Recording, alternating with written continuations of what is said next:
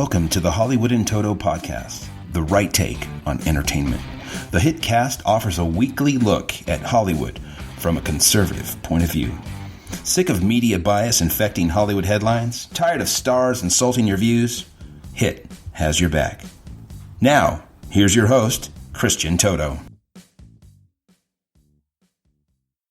Welcome to episode 98 of the Hollywood in Toto podcast, the right take on entertainment. This week we're speaking with Roger L. Simon, screenwriter, novelist, co-founder of PJ Media, and a man who sees a huge problem with college campuses nationwide, and he's going to take some action to help it. You know, I spend way too much time thinking about and getting angry about liberal bias in the media. It's a toxic situation in the age of Trump, and it's found its way into the entertainment reporting world too. And I don't think film critics are immune to the issue. Far from it. Most film critics lean to the left. An increasing number let that influence their film reviews. I've seen it. I've read it. It kind of makes me sad. Earlier this year was a great example. And by great, I don't mean good. I mean alarming. Entertainment Weekly gave an F to the movie Kin. The movie didn't get a lot of attention, not a lot of box office. Probably wasn't very good. But they mentioned that it got the F partly because it had a pro-Second Amendment theme. Specifically, a teenager in the movie used an alien gun to protect his family. Seems pretty far-fetched, sort of kind of sci-fi, but it triggered that particular critic to the point where he had to give it an F. Now, I wish I was making that example up, but it really happened. I wrote at length about this subject at CompleteColorado.com. You can check out my column this week. It's brand new. Turns out I wasn't alone in this situation. My former tag team partner at Breitbart News, John Nolte, spotted something equally egregious with the Variety review of The Mule, the new film starring Clint Eastwood. Nolte's takedown is excellent, and it's really fascinating to kind of see how he breaks down the situation. I'll have that linked at the show notes page at hollywoodintoto.com, but I want to zero in on one particular paragraph before we move forward. I think it really kind of captures what's going on, and it's this specific example that really kind of sticks in my craw. Here's part of that review. If you've read this far, then you are at least receptive to the idea that The Mule could do better where its identity politics are concerned. And that's perhaps the biggest letdown in a movie that's otherwise classic Eastwood. Yes, now artists have to obey identity politics and only make movies that share that specific worldview. Sound a little fascist to you? It does to me. That's par for the course for a lot of critics these days. They count the number of minority people who are on the screen. If it's not enough, it's problematic. If the villains in the piece are minority, that's a problem too. If it doesn't pass the Bechdel test as far as having enough women in the story, that's an issue. These are movie reviews.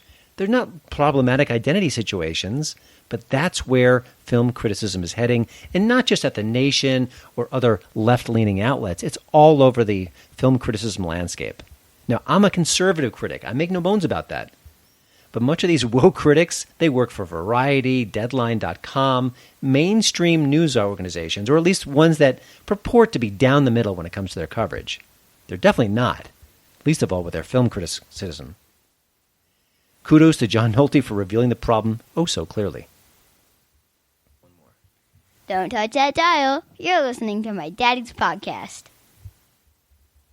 Here's the HiT tweet of the week.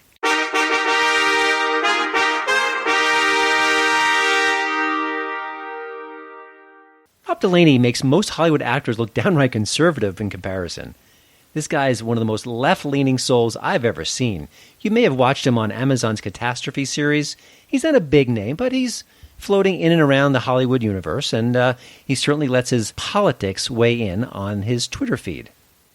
And of course, because he's far, far left, he's full of hate and misinformation when it comes to that particular feed, as we see in his recent tweet regarding a migrant child who died of dehydration thanks to her parents' inaction, certainly not in any way connected to the U.S. government, but he sees it differently. Here's his tweet. Trump is the only world leader you can imagine saying, "Hey, there's horseradish in my diaper," as he's informed a child died in one of his concentration camps. Pure, unadulterated insanity. What else can you say? This week we're lucky to have Threedonia's Jim Culver back on the HitCast. This time around, he's talking about 2 new Marvel movie trailers and why one looks like it could be, I hate to even say it, a repeat of that Lady Ghostbusters debacle. Hope you enjoy our latest chat with Fredonia's Jim Culver.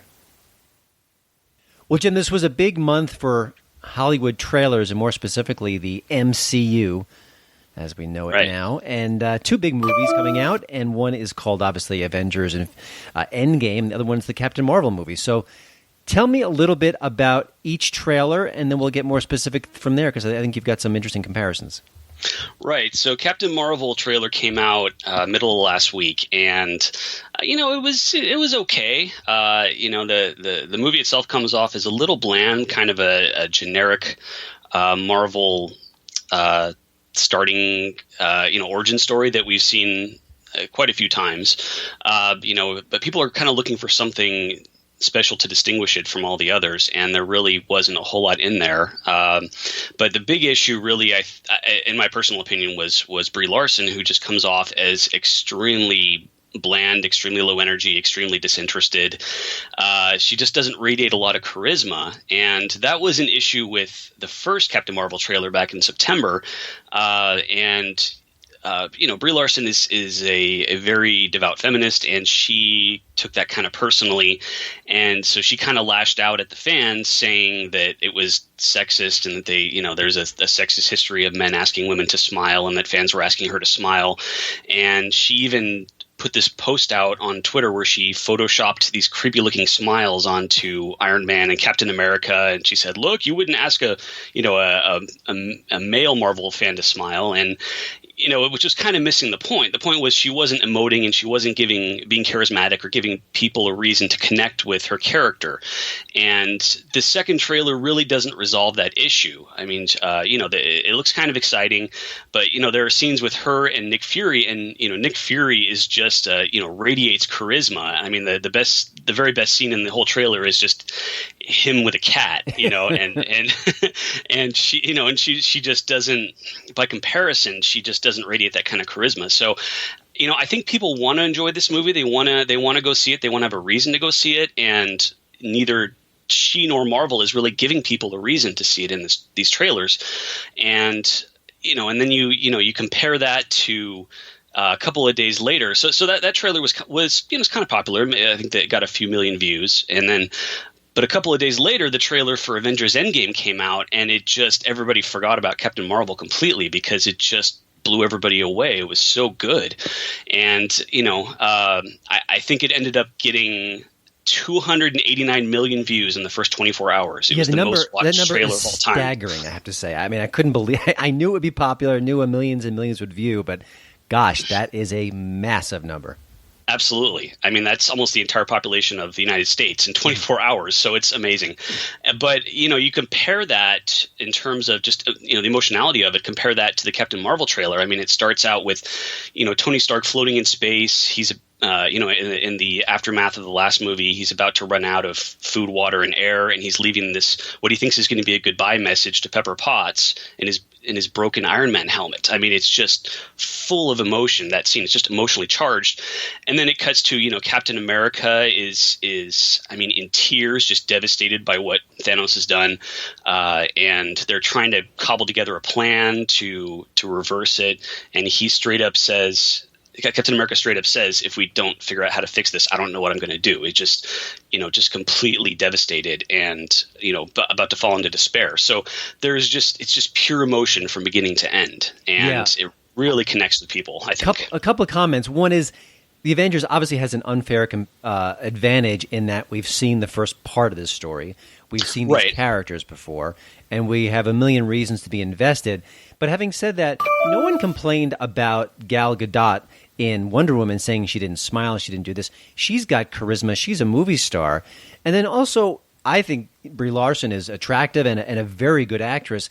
But I don't think every actor or actress can do a superhero movie. Now, she may prove us wrong. She may be great in the movie and just doesn't come across in the trailers. But it does take a certain presence. There's a certain, it's a little bit of wink-wink. It's a little bit of gravitas. It's not easy. And I think we've seen some movies where the fine actors don't exactly thrive in this format. So listen, I think a lot of actors have very thin skins, but I think that someone like Brie Larson, who's an ardent feminist, went to that card right away. Whereas at the same time, I think maybe she should have been more introspective, or maybe even she should have huddled with the team behind the movie and said, hey, can we put out a clip or a new trailer that does convey what we're going for? Because if enough people are thinking this, then it's not inconsequential. Right. No, absolutely. And I think that's the great thing about a trailer is you can take all these hours of footage and put together really whatever you want and whatever tone you want. I mean, there's a video going around social media right now that a funny video that basically recuts Elf, does a fake trailer for Elf as a horror movie, and it works really well because they know how to do the right footage and the right music and the right tone.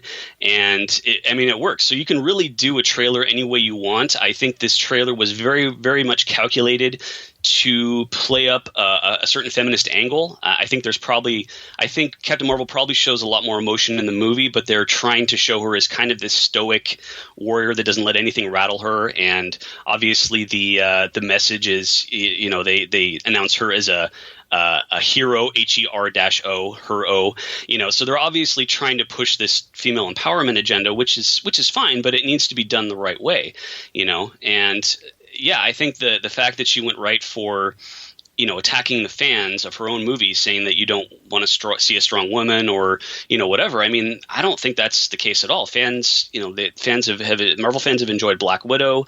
They've enjoyed Scarlet Witch. They've enjoyed the Wasp. They've embraced all these characters because they were fully fleshed out characters who were given a chance to kind of come into their own and be seen as individuals with personalities and flaws and everything else. They were three-dimensional characters. And going back to kind of your point, which was that, this is a new character and the Avengers are very well established at this point. But, 10 years ago, Tony Stark was a new character, and most people didn't know who Iron Man was outside. Most people that don't read comic books didn't really know who Iron Man was. But people immediately got excited after they saw that first trailer because, you had Robert Downey Jr. just selling that character and, showing his emotional journey and showing his vulnerability. And, I think that in a sense, Captain Marvel is inherently a more likable character than Tony Stark, to be honest, because, or at least she's intended to be. She's an Air Force pilot. She wants to serve her country. She gets kind of pulled into this war and has to figure out where her loyalties lie. She's got a very kind of underdog personality, kind of like Captain America does, where she's very patriotic and really wants to do well for herself. And Iron Man is the exact opposite. He's arrogant and self-centered and doesn't care about anything. But he comes off as more sympathetic ultimately because the first Iron Man really was a journey about him being humbled and learning how to be a hero. And the tone of these Captain Marvel trailers is that she comes off, frankly, as a little bit arrogant and doesn't seem to have any flaws, doesn't need to be changed at all.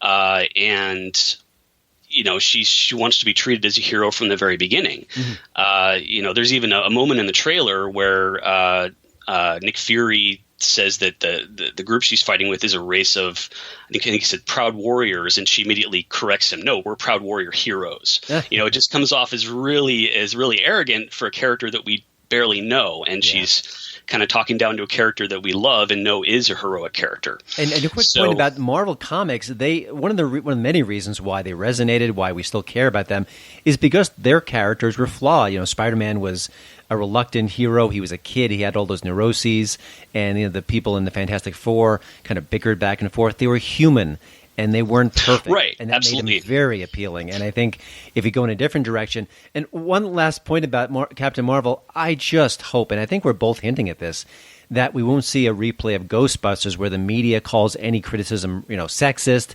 and the cast and the crew kind of pick up that whole canard. It would be a disaster because these movies have to make $1 gazillion, and if you alienate part of the audience, you'll still make money. You'll crack $100 million guaranteed, but you won't make that kind of money, the kind that makes it a franchise.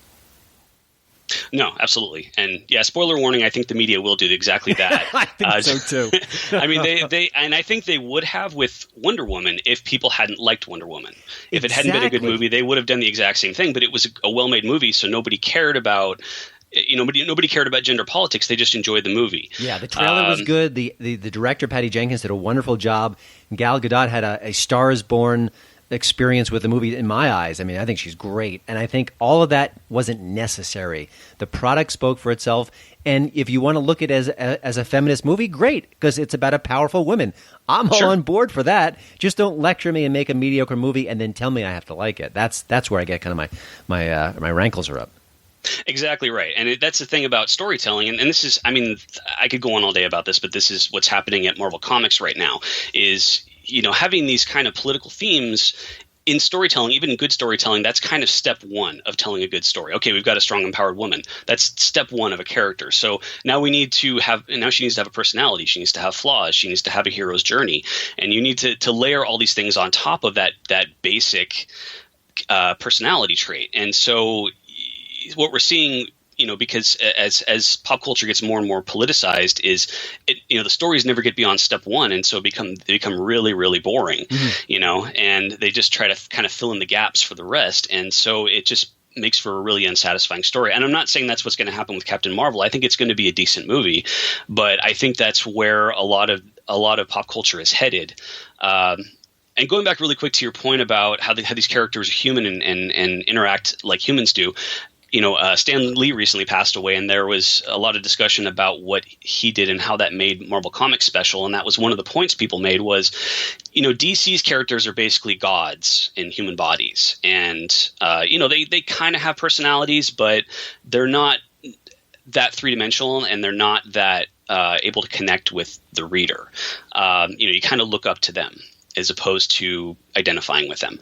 And Marvel characters were very unique at the time in that they were very much human. Like, as you said, Spider-Man, definitely, Iron Man. These are characters with very deep flaws and very deep problems. And so they were definitely underdogs. And so it was very easy for, a kid growing up in the 60s or 70s to connect with Spider-Man, much more so than, Superman or Batman. Yeah. So, and obviously Hulk, any bullied kid could connect with the Hulk because any kid that gets bullied wants to be the Hulk and fight with that anger within them. So, I think that really hits the nail on the head as far as the appeal of Marvel. And so, if you start getting characters that are kind of above all that, then people are going to start to lose interest. It is tricky, and I think it's one of the many reasons why Marvel has done so well on the big screen, and DC has done well in fits and starts. We've had some pretty low points, but right. I appreciate, as always, you joining the show, Jim, and of course, people can read your work at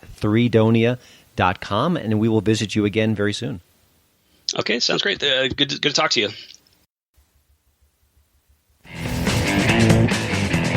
You're listening to the Hollywood in Toto podcast, the right take on entertainment. My hit tip of the week is the Kaminsky Method. Chuck Lorre is the king of network sitcoms, but he branches out here for an 8-episode series on Netflix. Why does it matter? Well, it stars Michael Douglas and Alan Arkin. Enough said, right? I watched the first of the few episodes, and I found them pretty charming. It deals with love and loss and two old codgers who still have a lot of life left in them. Of course they do. It's Michael Douglas and Alan Arkin. Some really strong supporting players here help with the story, including Nancy Travis. I think she's a comic actress, doesn't get enough attention or appreciation. Add it all up, it's a show that's well worth your time. Not a huge laugh riot, I have to say, but I don't think that's really the point. It's sweet at times, certainly sharply observed, and those are two things I really want in any kind of TV show. The Kaminsky Method is an original Netflix sitcom, and I recommend it.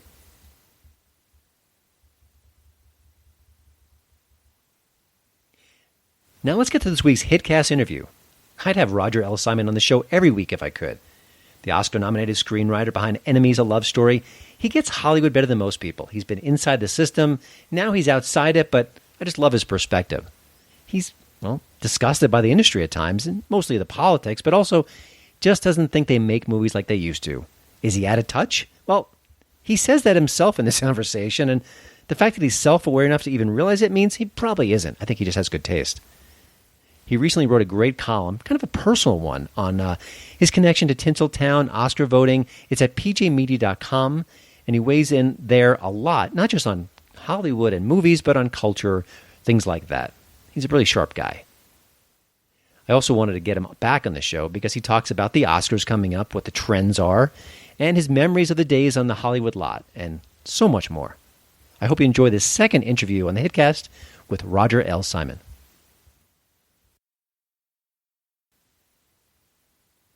Well, Roger, one of the reasons why I want to talk to you is because you've always got an interesting take, particularly on the Oscars and their Hollywood connection. And you wrote a column just this week about why you don't really care about the voting process. I mean, you're a voting member of the Oscars, and how, I guess, less than enthusiastic you are about movies this year.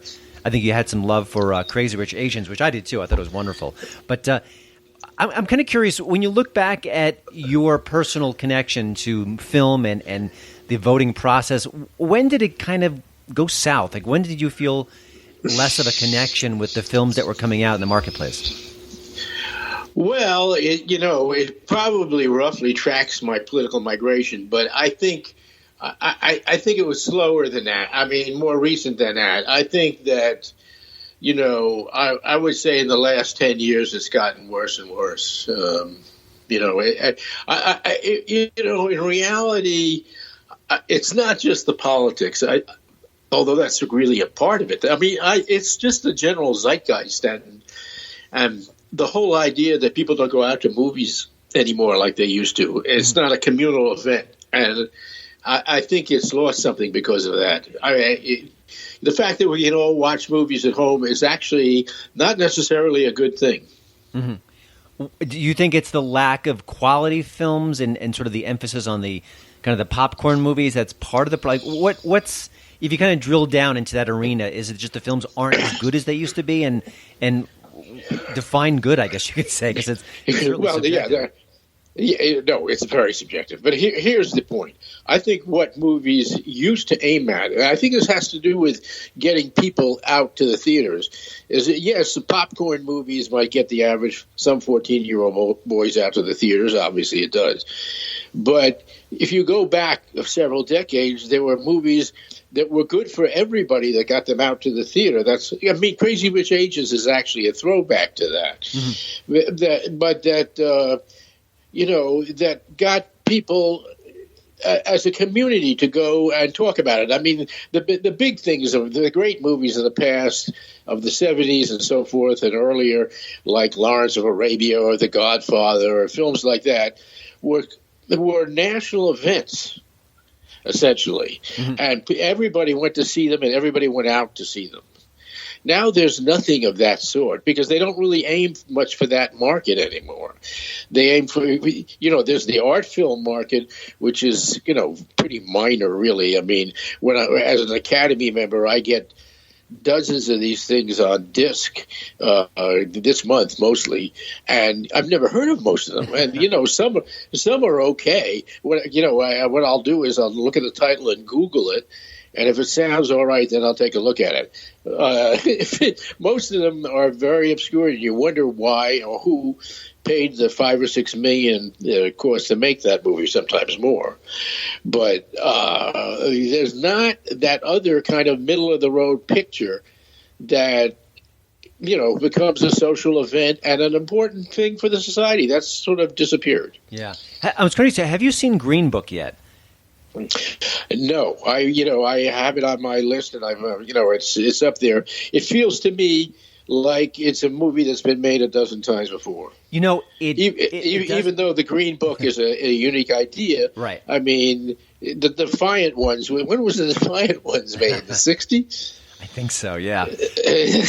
Well, I will say about the film that it everything about it smacks of formula, and we've been there, done that. But I really wanted you to give it a chance. I'd be very curious of what you in particular think about it, because I thought it was wonderful, and I thought it was the kind of movie that it speaks to the culture. It brings us together. It shows people growing and learning. And I think a lot of times that isn't present in movies. And I matter of fact, I've watched the box office. It started very small, and it's been holding quite well.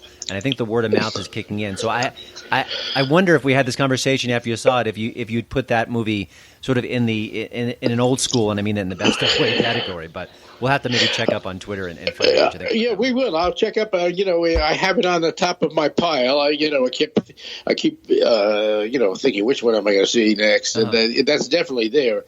Although I did have that reaction to it, I felt like God, haven't I seen this like a dozen times? You know, a black guy and a white guy really get along. You know. Yeah. Listen, you know, it's Richard Pryor and Gene Wilder. any movie that's from the director of Dumb and Dumber is, instantly at the top of your list. But Peter Farrelly does a wonderful job, and I think he surprised a lot of people. Given the state of the industry and your skepticism, which I think is certainly warranted, are there any actors or directors, even producers at this point, who you look to for good movies, who you think, hey, he or she, they know what they're doing, they've got something a little bit different than the competition?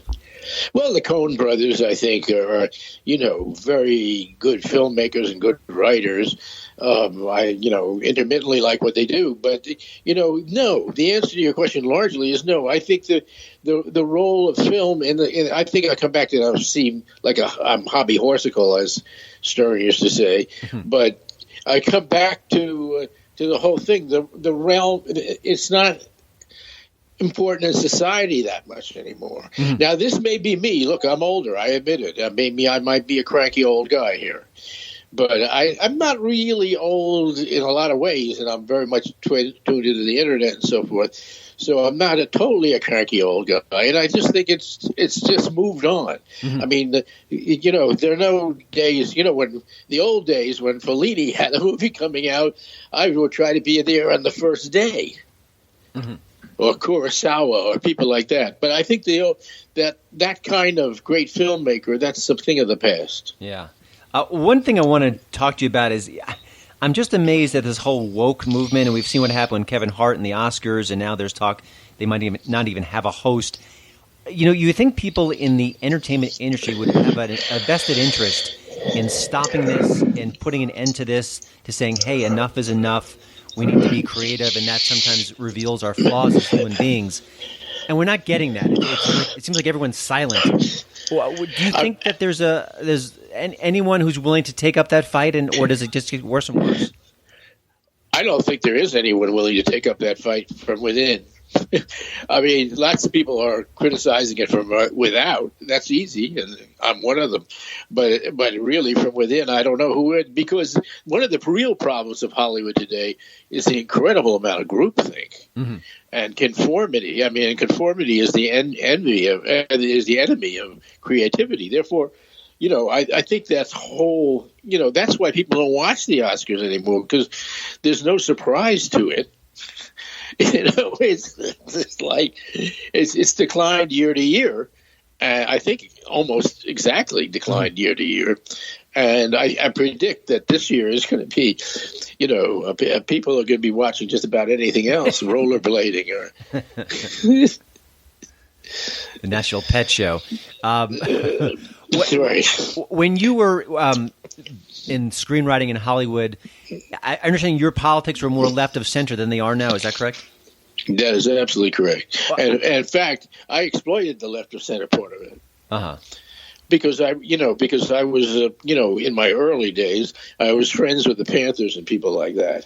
So what I do go to the meetings, and I drop that kind of stuff, and it made me cool, and they wanted to make a deal with me. I mean, it's really funny when you laugh, but it was when you think back on it, it's totally, it's starchy people who want to, associate with what's cool. And I think that in a certain way that still goes on now, except not nearly as much. But it's much more corporate now anyway, so.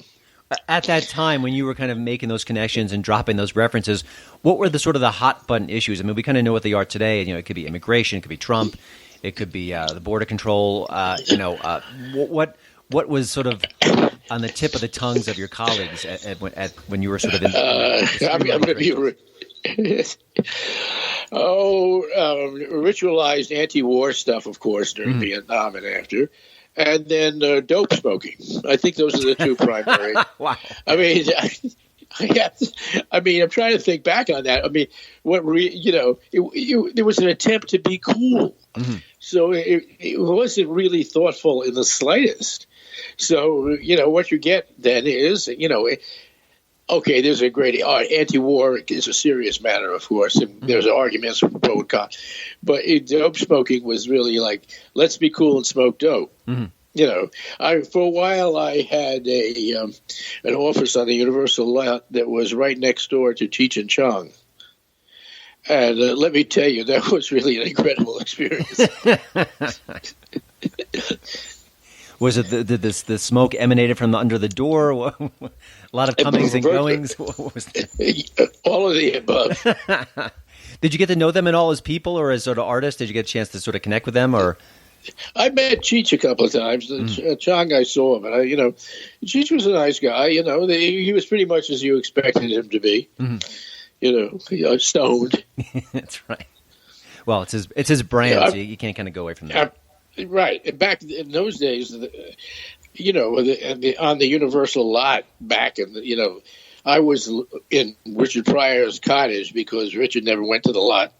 Mm-hmm. And he gave me his cottage to work in. And then I was in other offices, but the Cheech and Chong thing was the bungalows were cheek by jowl there. Mm-hmm. And, the things that went on were just like crazy. I got no work done there because, I have to go home and do my work. You just you couldn't really work. Everything was a massive entertainment. Maybe a year or two ago, I spoke to a director of a movie called Can We Take a Joke? It looked at political correctness in Hollywood and comedians, and he said, Lenny Bruce would get kicked off of a college campus these days for what he says and does and thinks. I kind of think the same way about Richard Pryor because he really pushed a lot of buttons. Talk a little bit about your time working with Richard Pryor and sort of what maybe your sharpest memories of him as an artist. Well, I think he was actually one of the really things about him, at least to me. Mm-hmm. He was one of the nicest guys I've ever met.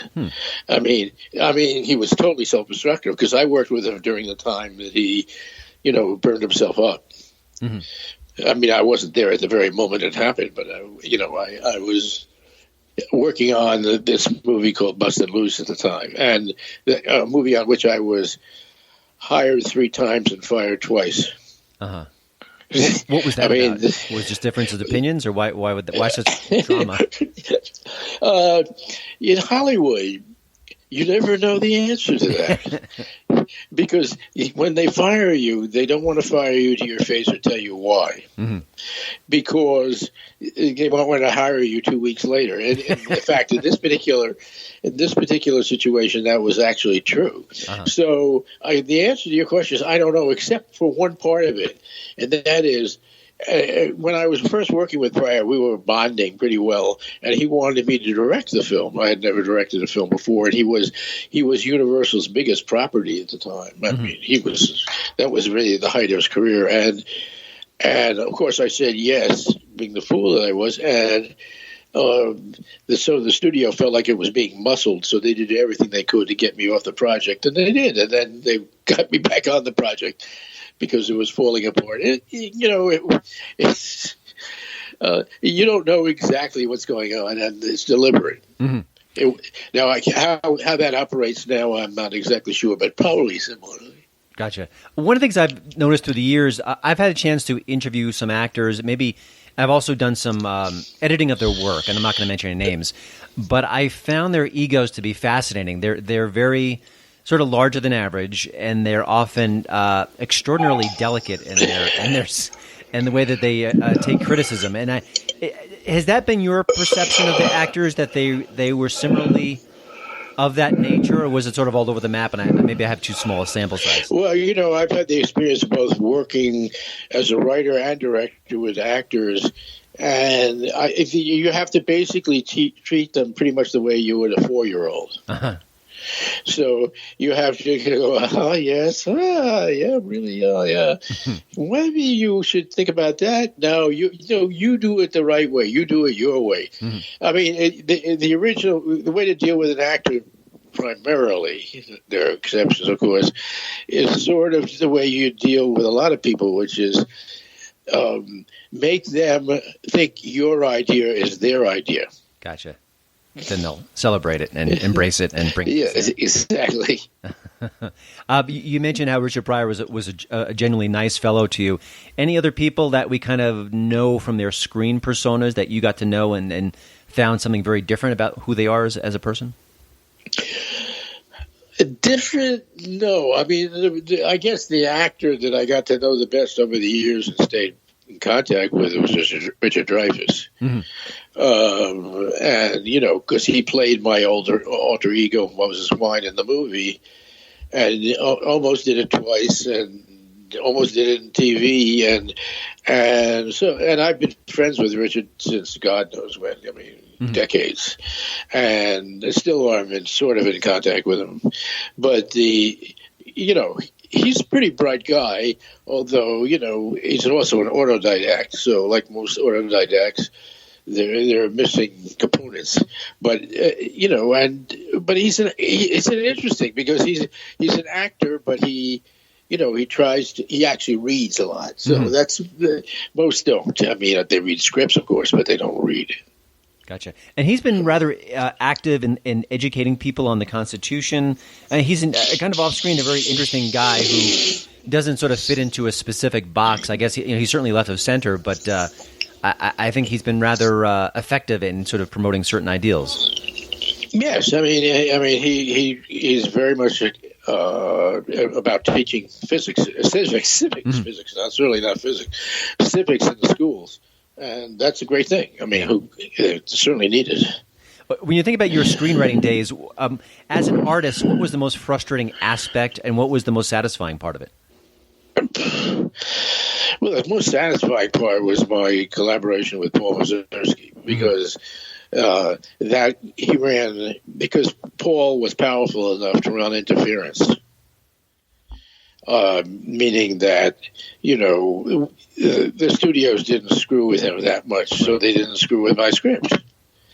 That happens very rarely because and I don't know how much it happens now, because back then the auteur theory, was still in some prominence, and big directors had a fair amount of power.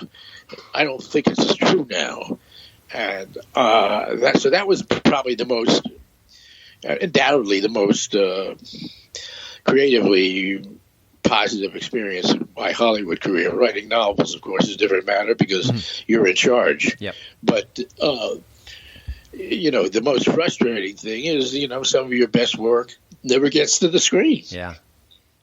A lot of it. Are there any cases where there were scenes that were shot, including work that you cared about, that got maybe sliced away, but then later was restored, or maybe on the Blu-ray version, or did it just get kind of nixed earlier in the process? No, that never happened to me with that. I've seen it happen, but it didn't happen to me. Before we were talking about Hollywood and the product and sort of the diminished returns, and I look at the box office, and it's often this year was pretty good for Hollywood, and certainly bounced up from last year.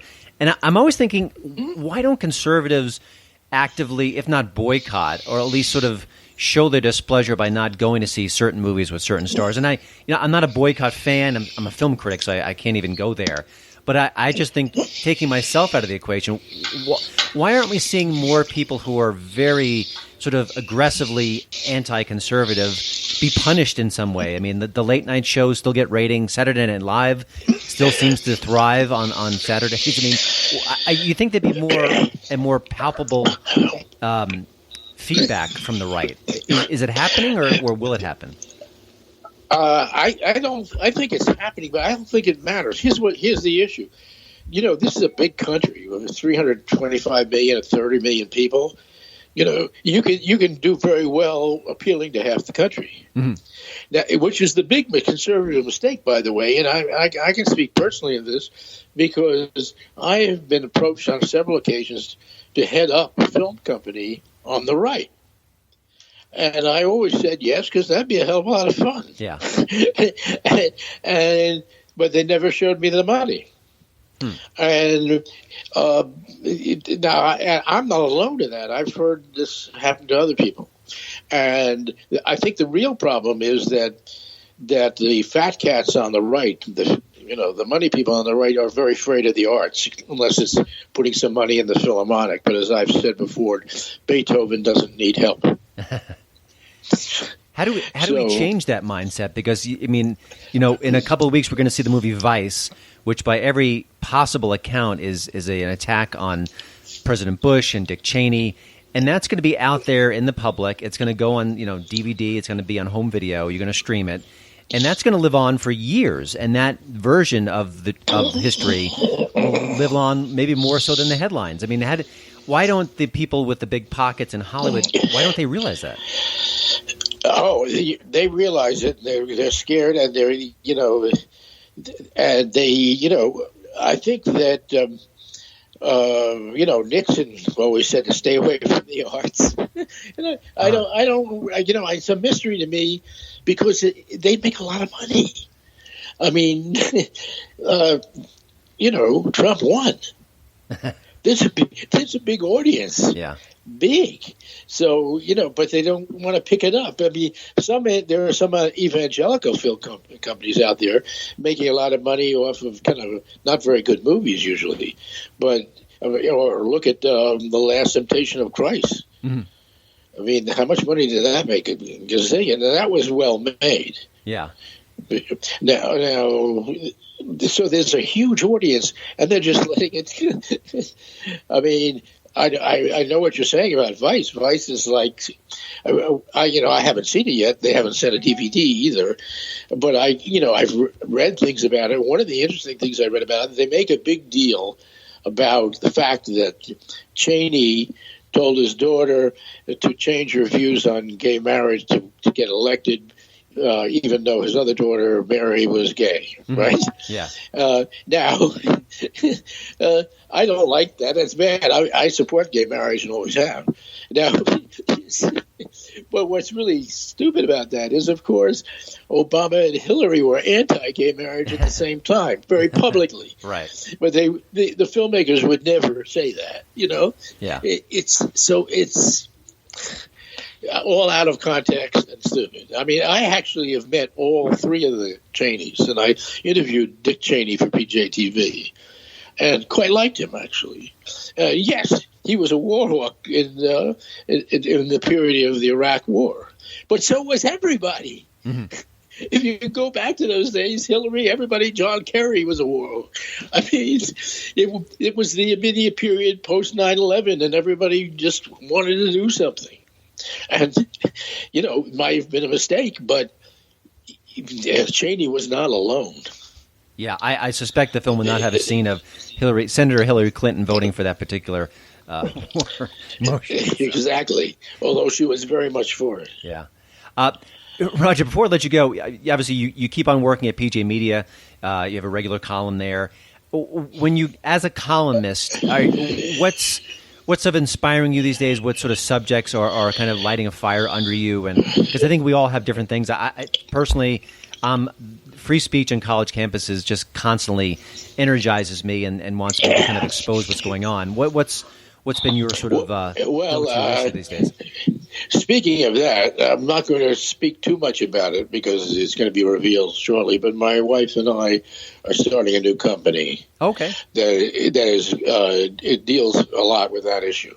Excellent.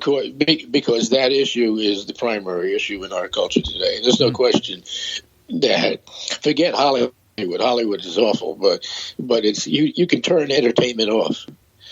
Or you can find something that's better, but you got to go to school, and it's kind of what the university system in our country has turned into a mandatory indoctrination camp. So that has to change for the future of our country. So yes, that's a big concern. I haven't been writing about it that much because I'm keeping it in my pocket till we release this company, which is not that far away. Oh, great. The other subject is I'm fascinated by the Mueller investigation and how the Department of Justice has been hijacked. Yeah, it's fascinating, and how the media is falling down on the job on a daily basis regarding that. But that's a whole nother kettle of fish as far as the subject matter. But no, they're not just falling down on the job; they're cooperating. Yeah, it's even worse. Well, Roger, I look forward to that new project you're working on, and you said off air you got other things in the hopper, so maybe we can touch base once more. But thank you for joining this HitCast for a second time. You can read Roger's work at pjmedia.com, and of course revisit some of his best work, including Enemies, a love story, and his Moses Wine novels. So, Roger, thanks so much, and we will stay in touch. Thank you. Well, thanks again for listening. Don't forget to check out HollywoodandToto.com for both the show notes and, of course, the latest entertainment news. Please follow me at Twitter at HollywoodandToto. And we'd love it if you leave a podcast review over at iTunes. See you next week.